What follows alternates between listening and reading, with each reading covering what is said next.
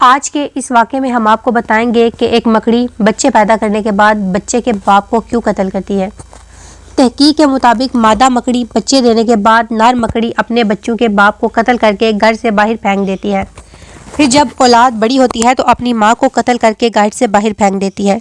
کتنا عجیب و غریب گھرانہ اور یقیناً بدترین گھرانہ ہے۔ قرآن مجید کی ایک سورت ہے عنکبوت۔ عنکبوت کو اردو میں مکڑی کہا جاتا ہے۔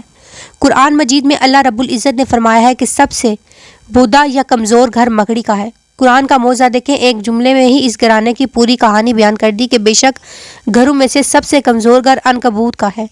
اگر یہ انسان علم رکھتے، انسان مکڑی کے گھر کی ظاہری کمزوری کو تو جانتے تھے مگر اس کے گھر کی معاونی کمزوری یعنی دشمنی اور خانہ جنگی سے بے خبر تھے۔ اب جدید سائنس کی وجہ سے اس کمزوری سے بھی واقف ہو گئے ہیں، اسی لیے اللہ نے فرمایا اگر یہ علم رکھتے یعنی مکڑی کی گھریلو کمزوریوں اور دشمنیوں سے واقف ہوتے۔ اس سب کے باوجود اللہ تعالیٰ نے ایک پوری سورت کا نام اس بری خصلت والے کیڑے کے نام پر رکھا۔ حالانکہ اس سورت کی شروع سے آخر تک گفتگو فتنوں کے بارے میں ہے۔ سورت کی ابتدا یوں ہے، کیا لوگ یہ خیال کرتے ہیں کہ وہ اس بات پر جھوٹ جائیں گے کہ انہوں نے کہا ہم ایمان لائے اور ان کو آزمایا نہیں جائے گا، اور فرمایا لوگوں میں سے کچھ ایسے ہیں جو کہتے تو ہیں کہ ہم نے ایمان لایا ہے مگر جب ان کو اللہ کی راہ میں اذیت دی جاتی ہے تو لوگوں کی آزمائش کو اللہ کے عذاب کی طرح سمجھتے ہیں۔ ذہن میں یہ سوال پیدا ہو سکتا ہے کہ مکڑی کا فتنوں اور آزمائشوں سے کیا تعلق ہے؟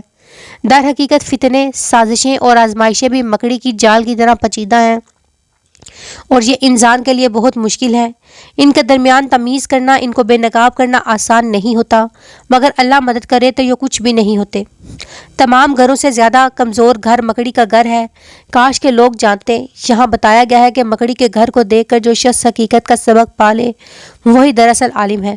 اس سے معلوم ہوتا ہے کہ خدا کے نزدیک سچے علم والے کون ہیں۔ یہ وہ لوگ ہیں جو کتابی بحثوں کے ماہر بنے ہوئے ہیں، بلکہ یہ وہ لوگ ہیں جو خدا کی دنیا میں پھیلی ہوئی قدرتی نشانیوں سے نصیحت کی غذا لے سکیں۔ آخر میں اللہ تعالیٰ سے یہی دعا ہے کہ وہ ہمیں اپنے ایمان پر قائم رکھے اور نیک رستے پر چلائے۔